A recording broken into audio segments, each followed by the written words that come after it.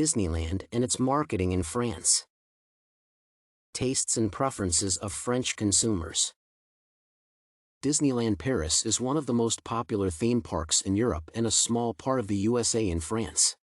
The park opened its doors in 1992 and became a complete failure for many people, including Disney's top management.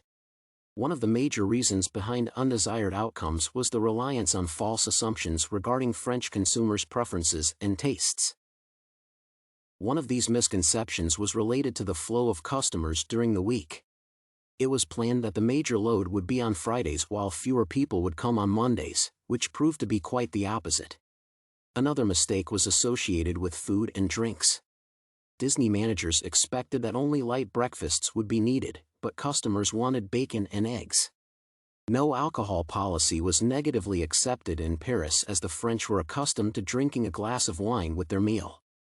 The duration of customers' stay was another misconception, as only a low rate of consumers visited the park for 4 to 5 days as was expected. The vast majority of people had a day trip to Disneyland Paris. On balance, it is possible to note that the company had rather a weak expansion plan. The basis of the plan was full of errors and misconceptions regarding potential consumers' preferences. The company failed to implement proper research and identify the potential customer profile, which led to certain negative outcomes. When starting a business in a new market, it is critical to conduct thorough research and explore people's cultural peculiarities. Misconceptions concerning the cultural peculiarities of customers may lead to considerable financial and reputational losses. It is also important to pay attention to all aspects of the business, as such details as the time of dinner can affect people's attitudes towards a hotel.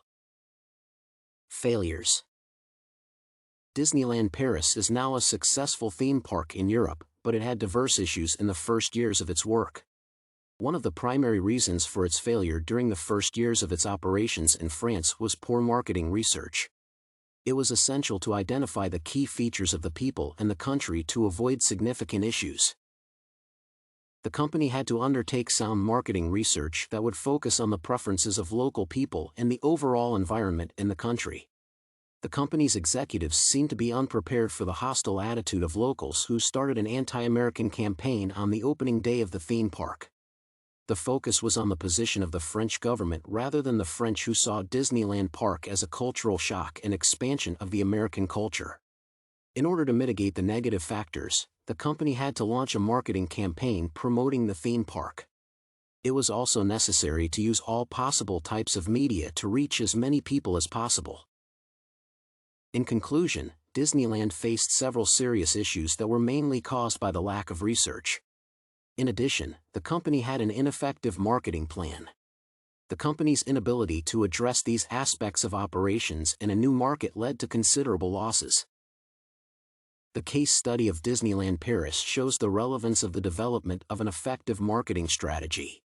It is important to make sure that local people have a positive attitude towards the company. In order to achieve this goal, it is required to launch a sound promotional campaign. Location.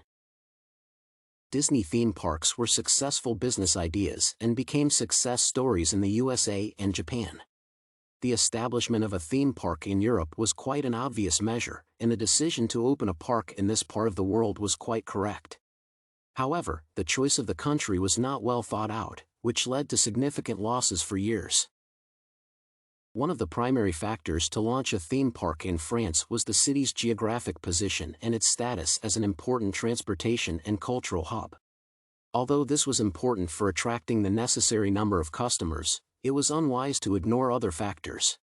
The country was culturally different from the USA, so the idea of the creation of a small manifestation of the American dream was doomed to fail. It could be more appropriate to choose the United Kingdom or Germany that had some cultural similarities, or rather were not as different as France was. These two countries are also important transportation and tourist hubs, so the company would attract the expected number of visitors.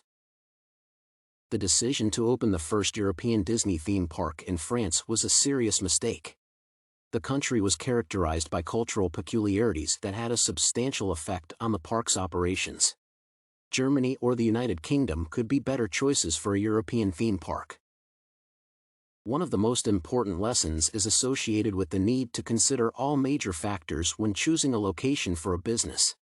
Managers should take into account the cultural peculiarities of the host country, and make sure that all potential challenges can be addressed comparatively easily. If serious obstacles exist, it is better to consider another location.